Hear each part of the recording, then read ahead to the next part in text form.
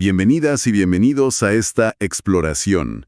Hoy, hoy vamos a conectar puntos que quizá parecen un poco distantes. Sí, vamos a hablar de un filósofo alemán del siglo XIX, Hegel, nada menos. Exacto, Georg Wilhelm Friedrich Hegel, y cómo sus ideas, su pensamiento, pues resuena o quizás hasta choca con lo que pasa en las aulas hoy en día, específicamente en América Latina. Un tema denso, pero fascinante. Sí, y bueno, para guiarnos un poco en esto, tenemos como base un artículo académico bastante interesante de Otoniel Granados. Está publicado en la Periapeiron, revista de filosofía de la Reddit. Un buen punto de partida. La idea es no quedarnos en un simple resumen, no. Queremos meternos a fondo, desentrañar qué es eso de la dialéctica hegeliana. Esa forma de ver la realidad como algo que no para, que está en movimiento. Justo, y su método para conocer su legado histórico, y lo clave, ver cómo todo esto, según el análisis de Granados, pues intenta llevarse a la práctica en sistemas educativos reales. Como la nueva escuela mexicana, la NEM, Ujú. y el sistema educativo bolivariano en Venezuela. Ver si de verdad logran capturar ese espíritu dinámico de Hegel o si, bueno, se queda un poco en la superficie. Un desafío grande, sin duda. Pues vamos a sumergirnos en el análisis. A ver, empecemos por el corazón del asunto. ¿Qué es exactamente la dialéctica para Hegel? El artículo lo deja claro. No es solo una forma de pensar. No, es más profundo.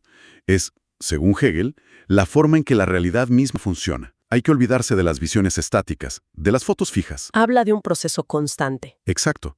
La palabra clave es proceso. La dialéctica describe un movimiento que no para. Lo más conocido, claro, es la famosa triada. Tesis, antítesis y síntesis. Ajá. Tienes una idea, una situación que existe. Eso es la tesis. Y esta, pues, inevitablemente genera o se topa con su contrario, con una contradicción. Esa es la antítesis. La oposición. Correcto. Y de esa tensión, de esa lucha entre los opuestos, no sale necesariamente la destrucción total. Lo que surge es algo nuevo, la síntesis, que de alguna manera integra elementos de las dos anteriores. Pero no es el final del camino, ¿verdad? Para nada. Y eso es lo crucial. Esa síntesis muchas veces se convierte en una nueva tesis, y el ciclo vuelve a empezar. Es un motor constante. Como un motor interno de cambio, ¿no? El artículo cita a un autor, Ogas, que dice que esta mirada nos ayuda a captar justo eso, las dinámicas, las evoluciones, incluso las contradicciones que mueven el pensamiento, la historia, la sociedad. Precisamente. Y esto tiene implicaciones enormes en cómo entendemos la realidad, lo que en filosofía llamamos la dimensión ontológica, o sea, sobre la naturaleza misma del ser. Nos obliga a ver el cambio como algo fundamental. Totalmente. Hegel nos fuerza a ver que la existencia no es algo quieto, es un constante fluir, un devenir. A veces, pues, nuestra tendencia es simplificar, ¿no? Poner etiquetas, congelar las cosas. Y Hegel dice, momento, no tan rápido. Justo, el artículo menciona una reflexión de Hegel sobre cómo nuestra mente ya hace algo parecido. Combina lo que percibimos con los sentidos, lo particular, con ideas más universales, lo abstracto. Y eso ya es un proceso dinámico en sí mismo. Entonces, si llevamos esto a la educación, como sugiere Granados, sería dejar de verla como un paquete de materias fijas y reglas inamovibles. Exactamente. Sería ver el sistema educativo, el aula, el aprendizaje mismo, como algo vivo, orgánico, algo que está súper influenciado por su contexto, por la cultura, la sociedad, la historia. No una máquina de dar conocimientos. Para nada. Más bien como un ecosistema que está siempre evolucionando. Pensar la educación dialécticamente es reconocer sus tensiones internas. ¿Como cuáles? Pues, por ejemplo, la tensión entre seguir la tradición y la necesidad de innovar, o entre las necesidades de cada estudiante y las del grupo. Y ver esas tensiones no solo como problemas a eliminar, sino como el motor que puede impulsar el desarrollo del propio sistema. Entendido. O sea, no solo la realidad se mueve, sino que nuestra forma de entenderla también tiene que ser dinámica. Exacto. Y eso, bueno, nos conecta directo con el segundo punto clave que analiza Granados. La dialéctica ya no solo cómo funciona la realidad, sino como método para conocer. La parte gnoseológica. Correcto.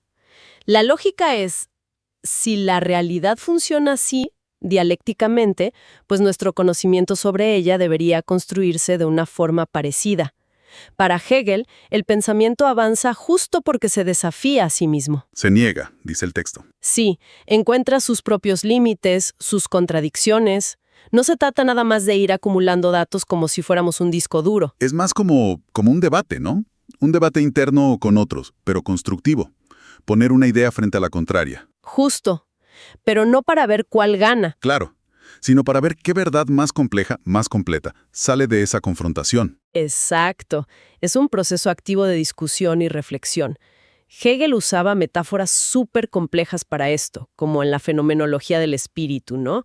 Hablaba del viaje del espíritu superando contradicciones para saber más. Bueno, sin irnos tan lejos. Claro, sin irnos tan lejos, podemos pensar en el valor de un buen debate, de escuchar puntos de vista distintos al nuestro, de la autocrítica intelectual. Todo eso tiene que ver con esta idea. El conocimiento se forja en la tensión y en superar los opuestos. Hoy quizá lo llamaríamos fomentar el pensamiento crítico, el pensamiento complejo. Pero aquí me surge una duda, y creo que es clave para la educación. Si promovemos mucho ese choque de ideas, la antítesis, ¿no corremos el riesgo de caer en un todo vale?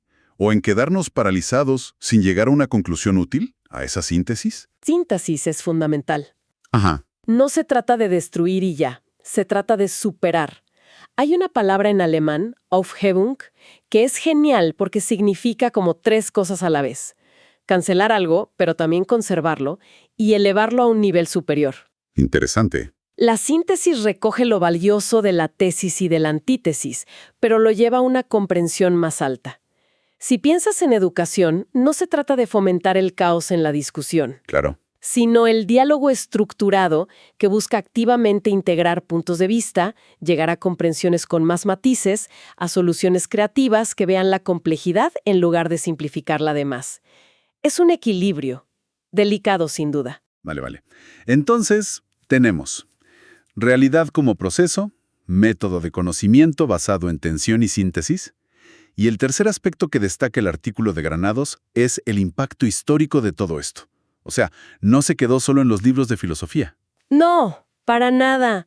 Fue como una caja de herramientas conceptuales que un montón de corrientes posteriores tomaron y adaptaron. A veces en direcciones que ni el propio Hegel se hubiera imaginado. El artículo menciona ejemplos claros, ¿no? Sí, el materialismo dialéctico de Marx y Engels, por supuesto. Ellos aplicaron la dialéctica a las condiciones materiales, a la lucha de clases. Pero ojo, también influyó mucho en la hermenéutica. El arte de interpretar textos, contextos. Exacto. Pensadores como Gadamer vieron en Hegel a un precursor, alguien que entendió cómo nuestro entendimiento siempre está situado en la historia y cómo se desarrolla a través del diálogo, de la interpretación. Y menciona también a Habermas, con su hermenéutica crítica. Parece que esa idea de entender el presente mirando el pasado y sus tensiones sigue muy viva. Absolutamente. El artículo cita a otro autor, Lozano Díaz, que resume bien el gran proyecto de Hegel. Era, al final, explicar la totalidad de la realidad y cómo nosotros, los seres humanos, a través de la razón y de entender nuestra propia historia, con sus contradicciones, podemos ser más libres. Una visión súper ambiciosa. Ambiciosa, sí, pero que dio un marco para pensar el cambio social, cultural, intelectual. Exacto. Aunque el artículo también mete una pequeña advertencia, ¿no? Citando a un tal Muñoz. Sí, y es importante. Una advertencia sobre el riesgo de usar estas grandes categorías filosóficas, tesis, antítesis, síntesis, como si fueran una receta de cocina. De forma mecánica. O desconectadas de la realidad concreta, del análisis de lo que pasa de verdad. Sería irónico usar la dialéctica, que va de conexión y proceso, de una manera rígida, dogmática. Claro. La propia dialéctica te exige mirar el contexto, la evidencia. Es un recordatorio. Son herramientas para pensar, no fórmulas mágicas. Muy bien. Creo que tenemos las bases bien puestas. Hegel nos da una visión dinámica de la realidad, un método para conocer basado en la confrontación constructiva, y un legado que ha influido en cómo pensamos la historia y la interpretación. Exacto. Ahora, vamos al meollo del análisis de Granados. ¿Cómo se intenta, o no, llevar esto a la práctica educativa en México y Venezuela? ¿Se ven estos principios ahí, en acción? Aquí es donde el análisis se pone súper específico, mirando documentos, estructuras curriculares. Empecemos con México, con la nueva escuela mexicana, la NEM. Vale. La fuente describe cómo la NEM organiza el currículo de una forma distinta, no por asignaturas sueltas, sino por lo que llaman campos formativos. Campos formativos. Un ejemplo. Sí, por ejemplo, el campo de lenguajes. Ahí intentan integrar español, lenguas indígenas, inglés e incluso artes, todo bajo el mismo paraguas. Ah, mira. Suena un intento de romper las barreras de siempre, ¿no? De buscar una visión como más integrada del saber. ¿Y cómo conecta eso Granados con Hegel? Bueno, el artículo sugiere que esta estructura de campos formativos y también lo que llaman ejes articuladores, que son como temas transversales, pensamiento crítico, inclusión, interculturalidad, Ajá. pues todo eso refleja una búsqueda clara de interdisciplinariedad, de transversalización. Es un intento explícito de superar la fragmentación. Y eso, claro, resuena mucho con la idea hegeliana de síntesis, de buscar una totalidad coherente. Que no se vea el conocimiento como cajitas separadas. Exacto, sino como un tejido, todo conectado. Esa es la interpretación de Granados. Y en cuanto al método, ¿se ve la tríada esa tesis, antítesis, síntesis en cómo se supone que se enseña? El artículo describe que la metodología que promueve la NEM, al menos en el papel, sí apunta a eso. Habla de trabajo colaborativo, de empezar diagnosticando qué saben los chicos, eso sería como la tesis inicial. Entiendo. Luego viene la problematización, el debate, donde surgen distintas perspectivas, la antítesis, y finalmente la construcción conjunta de proyectos o de nuevas comprensiones, la síntesis. Granados ve ahí una aplicación bastante directa de la lógica dialéctica al proceso de aprender. Y dice que intentan hacerlo en todos los niveles. Sí, subraya que la intención declarada es aplicar este enfoque de manera consistente desde la educación básica hasta la media superior. Interesante ese intento de coherencia. Bueno, ¿y qué pasa en Venezuela? El sistema educativo bolivariano. ¿Encuentra Granados cosas parecidas? El análisis sobre Venezuela es más matizado y de hecho bastante crítico en algunos puntos. ¿Ah, sí? Señala que en la educación primaria, basándose en documentos del Ministerio de Educación, sí se usa un lenguaje que recuerda a Hegel.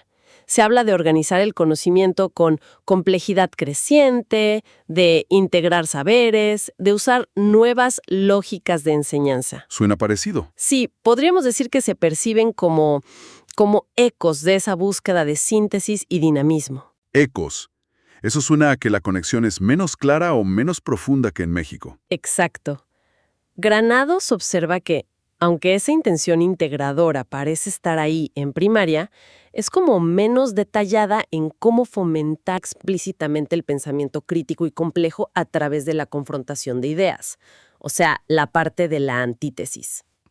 Pero la crítica principal que recoge el artículo, mirando los documentos curriculares de secundaria, es que parece haber una ruptura de esa lógica integradora cuando se pasa de primaria a secundaria. ¿Una ruptura? ¿Cómo así? ¿Qué quiere decir? Según el análisis de Granados, en secundaria se vuelve una estructura que, aunque le pongan nombres nuevos como áreas de formación o temas generadores, ¿Sí? en la práctica se parece mucho más a la división tradicional por asignaturas separadas. El artículo argumenta que esto vuelve a fragmentar el conocimiento y, claro, dificulta ese proceso dialéctico de integrar y sintetizar que parecía buscarse en primaria. Ah, o sea, como que se pierde la continuidad. Exacto. La crítica es esa. Se pierde la continuidad y la coherencia de ese enfoque dinámico. Es como si pusieras unos cimientos con una lógica y a mitad de la construcción cambiaras las reglas del juego. Entiendo. Entonces, si comparamos las dos experiencias, según este análisis de Granados, México tendría un intento, al menos en el papel, más sostenido, más coherente, de aplicar una lógica dialéctica e integradora en todos los niveles. Ajá. Mientras que en Venezuela se vería una intención inicial en primaria, que según la crítica del autor, como que se diluye o hasta se contradice en secundaria. Esa es la imagen que pinta el artículo, sí. Nos muestra dos caminos distintos al intentar llevar principios filosóficos complejos, como los de Hegel, a políticas y prácticas educativas masivas. Y pone sobre la mesa un desafío universal, ¿no? Totalmente. la distancia enorme que puede haber entre la filosofía que inspira una reforma y cómo se implementa de verdad en miles de aulas, con todas las inercias, las resistencias, las dificultades prácticas. No basta con cambiar el nombre a las materias. Claro, se necesita un cambio mucho más profundo en cómo se piensa y se practica el enseñar y el aprender. Queda claro. Nos muestra que, bueno, adoptar una filosofía no te garantiza que la aplicación sea exitosa o coherente. Es un espejo de lo complicado que es el cambio educativo real. Exacto. Bueno, hagamos una recapitulación de nuestro análisis, siempre guiados por este artículo de Otoniel Granados. La dialéctica de Hegel, entonces, nos propone ver el mundo, el conocimiento, la historia, no como cosas fijas. Sino como procesos que están siempre moviéndose, impulsados por esa tensión entre opuestos, tesis y antítesis, que se resuelve, digamos temporalmente, en una nueva etapa, la síntesis. Es como una invitación a aceptar la complejidad, el cambio. Exacto. Y vimos cómo Granados analiza los intentos de llevar esta visión a las reformas educativas en México y Venezuela. En México con los campos formativos y ejes articuladores de la NEM, donde detecta un esfuerzo, al menos en el programa, por integrar y aplicar esa lógica dialéctica en la pedagogía. Y en Venezuela, donde observa intenciones parecidas en primaria, pero critica una aparente falta de coherencia y una fragmentación al pasar a secundaria, lo que podría limitar el potencial de cambio de ese enfoque. El artículo, ya hacia el final, conecta estas ideas con conceptos todavía más amplios. Menciona algo que suena bastante abstracto, la noción hegeliana de espíritu absoluto. ¿Podrías aclarar un poquito qué es eso en este contexto? Sí, es uno de los conceptos más difíciles de Hegel. A ver, en términos muy simples, para Hegel, el espíritu absoluto es como la culminación de todo ese desarrollo dialéctico, de la conciencia y la razón a lo largo de la historia. La meta final, digamos. Algo así. Es como la autoconciencia total que la realidad alcanza a través del pensamiento humano, del arte, la religión y sobre todo la filosofía. Granados lo menciona para sugerir que esa búsqueda de una comprensión total y dinámica es como el telón de fondo último de la dialéctica. Vale. Y lo conecta con ideas más actuales, como la transcomplejidad. Transcomplejidad. Otro término que necesita explicación. Sí. La transcomplejidad, según los autores que cita Granados, es un enfoque que busca ir incluso más allá de la simple interdisciplinariedad. Lo que enfatiza es la interconexión radical de muchísimas dimensiones de la realidad. ¿Cómo cuáles? Lo natural, lo social, lo cultural, lo económico, lo espiritual, lo ético, todo. Todo está entrelazado y se influye mutuamente, todo el tiempo. Es como intentar entender una ciudad no solo mirando el tráfico por un lado y la economía por otro. Sino viendo cómo todo se mezcla. Exacto, como la historia, la cultura, el medio ambiente, la política, las vidas de la gente, cómo todo eso se teje junto en una red súper dinámica y a menudo llena de contradicciones.